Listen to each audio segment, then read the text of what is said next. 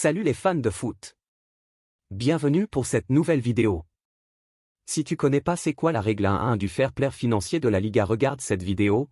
Tu veux connaître le tour de l'actualité du mercato, tout est dans la vidéo. Abonne-toi et active la cloche de notification pour ne rien rater de la chaîne. Aimez et commentez pour soutenir la chaîne.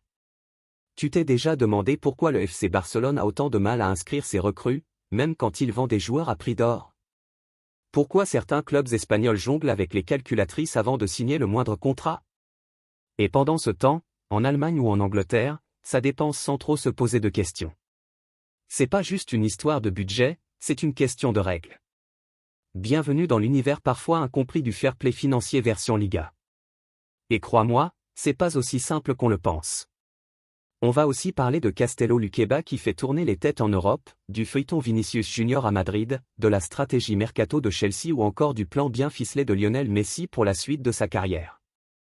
Bref, installe-toi, on plonge ensemble dans les coulisses du mercato. Tout commence par une règle un peu technique mais super importante, la fameuse règle du 1 pour 1 en Liga.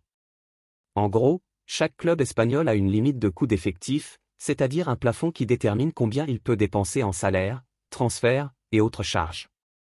Si ce plafond est respecté, alors le club peut réinvestir chaque euro économisé ou gagné sans restriction. Tu vends un joueur 20 millions, tu économises 5 millions de salaire. Tu as 25 millions à réutiliser. Simple et efficace. Mais ça, c'est quand tout va bien. Parce que dès qu'un club dépasse cette fameuse masse salariale autorisée, tout se complique. Il tombe dans la règle du 1 pour 4, voire du 1 pour 3. Et là, ça fait mal. Tu gagnes 40 millions? Tu ne peux en dépenser que 10. C'est exactement ce qui est arrivé au Barça ces dernières années. Pour recruter, ils ont dû activer ce qu'on appelle des leviers économiques, c'est-à-dire vendre des parts de leur entreprise pour récupérer de la marge financière. Heureusement pour eux, la situation s'améliore, et selon la presse catalane, le club aurait reçu le feu vert pour opérer à nouveau sous la règle du 1 pour 1. Une nouvelle qui change tout pour les prolongations de contrats et les transferts, notamment celui de Nico Williams. Et justement, Nico Williams, ailier ultra prometteur de l'Athletic Bilbao, est plus que jamais dans le viseur du Barça. Le joueur est d'accord pour rejoindre la Catalogne, et le club est prêt à payer sa clause de 60 millions d'euros. Mais le vrai obstacle restait l'inscription du joueur auprès de la Liga. Un dossier complexe, surtout après les galères vécues avec Dani Olmo ou Pau Victor. Mais maintenant que le feu vert a été donné, tout peut s'accélérer. Pendant ce temps-là, un autre nom agite les clubs européens, Castello Luqueba. Le défenseur de 22 ans formé à l'OL s'est imposé comme un pilier au RB Leipzig. Titulaire indiscutable, taulier des Bleuets, il a même participé à l'Euro Espoir, malgré l'élimination face à l'Allemagne. Son contrat court jusqu'en 2029, mais le joueur est ouvert à un départ. Il a une clause libératoire de 90 millions, mais Leipzig est prêt à discuter pour un montant inférieur. Résultat, le Bayern Munich, Liverpool et Tottenham sont à l'affût. Et autant dire que ce dossier pourrait s'emballer très vite. À Milan, l'ambiance est électrique. Un clash entre Hakan Çalhanoğlu, Lautaro Martinez et le président Marotta a secoué l'Inter. Résultat, le club envisage déjà l'après Çalhanoğlu. Et selon la presse italienne, c'est Angelo Stiller, le milieu de Stuttgart, qui est ciblé. Formé au Bayern, passé par Hoffenheim, il est vu comme un remplaçant parfait. Un échange avec Alexander Stankovic, jeune talent de l'Inter, pourrait faciliter l'opération. Du côté de Chelsea, ça bouge aussi. Les Blues viennent de s'offrir un nouvel attaquant avec Joao Pedro. Après Liam Delap, c'est donc l'ex-joueur de Watford et de Brighton qui débarque à Stamford Bridge pour 58 millions d'euros. Auteur de 10 buts et 7 passes décisives en Premier League la saison dernière, le Brésilien est vu comme un renfort de poids pour l'attaque d'Enzo Maresca. C'est d'ailleurs le 4e joueur en 3 ans que Chelsea recrute chez les Cigules, après Cucurella, Sanchez et Caicedo. Mais s'il y a un feuilleton qui fait du bruit, c'est bien celui de Vinicius Junior. Le Brésilien, pourtant attaché au Real Madrid, a mis en pause les discussions autour de sa prolongation de contrat. Il veut garder le contrôle total sur son avenir et ne pas se retrouver enfermé dans un long bail qui l'empêcherait de choisir librement sa prochaine destination. Son contrat court jusqu'en 2027, ce qui laisse du temps, mais alerte déjà les dirigeants madrilènes. Et pendant que les grands d'Europe s'activent, une rumeur en provenance d'Argentine a mis le feu aux États-Unis, Lionel Messi envisagerait de quitter l'Inter Miami avant la Coupe du Monde 2026. La raison? Rejoindre un championnat plus compétitif pour préparer son dernier grand rendez-vous avec l'Albiceleste. Mais du côté de la MLS, on se veut rassurant. Le contrat de Messi court jusqu'à fin 2025, et le joueur souhaite aller au bout de son aventure floridienne. Il veut remporter la MLS, inaugurer le nouveau stade de Miami et ensuite rejoindre la sélection pour le mondial. Sauf énorme rebondissement, Messi restera donc bien au pays de l'oncle Sam.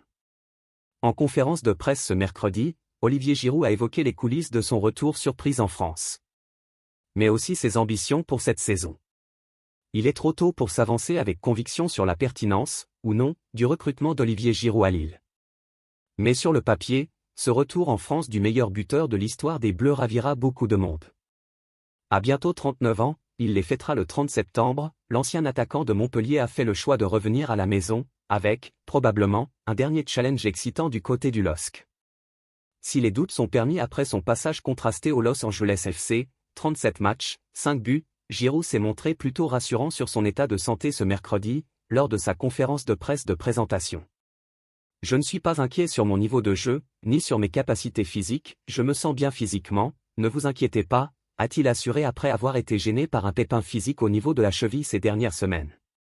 J'ai choisi de revenir dans un championnat que je connais, avec des caractéristiques qui me correspondent, une façon de travailler que je connais.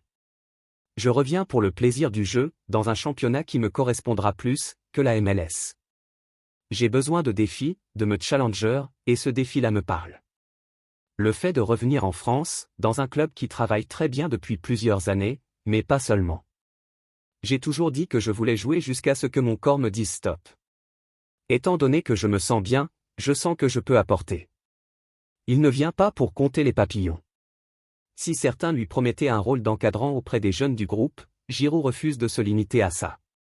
Surtout qu'avec le départ de Jonathan David à la Juventus, le Français aura de l'espace pour s'exprimer.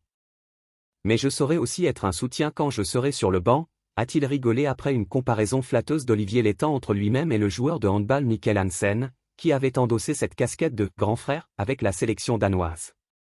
Je connais ce rôle d'être là pour les plus jeunes, de les motiver, je sais ce qui m'attend, l'engouement qu'il peut y avoir quand un joueur international, comme avec Paul Pogba, à Monaco, revient. Concernant ses motivations, il a indiqué qu'elles avaient changé au cours des dernières années. S'il n'avait pas forcément prévu de revenir au pays au départ, Olivier Létang avait déjà essuyé un refus en 2019, le meilleur buteur de l'histoire des Bleus n'a pas eu besoin de beaucoup de temps avant d'être convaincu par son nouveau président, l'appel d'Olivier Létang a été déterminant, et le fait de me rapprocher de la famille, de mes amis, d'un pays que j'aime, avec le capital sympathie et l'amour des Français. Même la gastronomie. Lille a coché énormément de cases, pour ne pas dire toutes.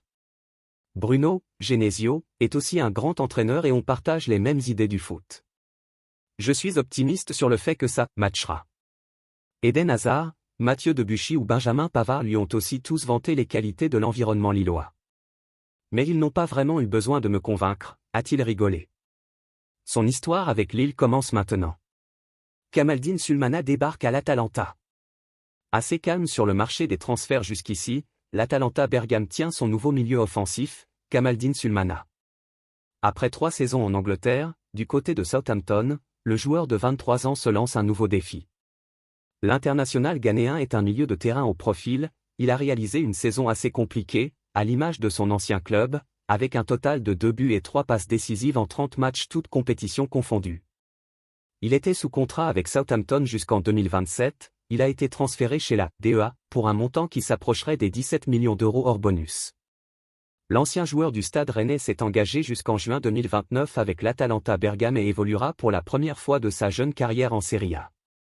Voilà, t'as un aperçu clair de ce qui se trame dans les coulisses du mercato. Entre les règles strictes de la Liga, les jeunes cracks qui affolent le marché et les stars qui veulent garder la main sur leur destin, cet été s'annonce encore bouillant. Et toi, tu miserais sur qui pour créer la surprise dans les prochaines semaines ?